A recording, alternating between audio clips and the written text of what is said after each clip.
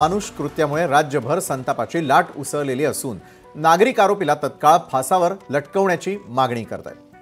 आणि याच संदर्भामध्ये अधिक चर्चा करण्यासाठी आपल्या सोबत त्या चिमुकलीचे काका स्वतः उपस्थित आहेत। नमस्कार आणि स्वागत आपलं लोकशाही मराठीच्या न्यूज प्लॅनेटमध्ये।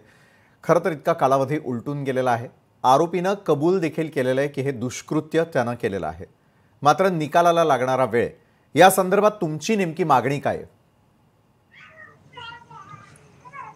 मागणी असे सरकारने लवकरात लवकर याच्यावर प्रशासनाने लवकरात लवकर याच्यावर ऍक्शन मोडवरती निर्णय घ्यावा।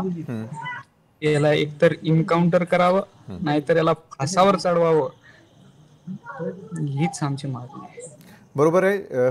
चिमुरडीबाबत झालेलं दुष्कृत्य त्याची सगळ्यात आधी दखल लोकशाही मराठीने घेतली, सगळ्या महाराष्ट्रासमोर देखील ती मांडली। आज मात्र या सगळ्या घटनेनंतर अनेक राजकारणी मंडळी तुमच्याकडे येताना दिसतात, अनेक जण तुमच्याशी बोलण्याचा प्रयत्न करतात। मात्र सगळ्यांनी जर खरोखर जोर लावला, न्याय मिळणं ही फार मोठी गोष्ट नाहीये। तो न्याय मिळावा यासाठी तुम्हाला काय आवाहन करावंसं वाटतं? इच्छाशक्तीचा अभाव कुठेतरी आहे असं वाटतंय का? सर, मला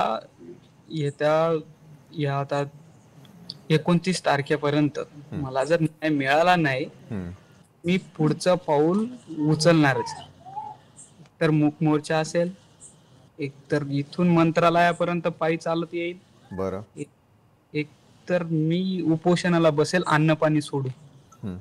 एक तर मला माझा काका म्हणून मी जर न्याय देऊ शकलो नाही माझ्या लेकीला, बरोबर, तर मलाही काही अधिकार नाही, या जगण्याचा अधिकारही नाही। मी एवढेच शब्द बोलतो। बरोबर आहे। आम्ही सगळे आपल्या सोबत आहोत या न्यायाच्या संपूर्ण प्रक्रियेमध्ये। मात्र चिमुकली गेली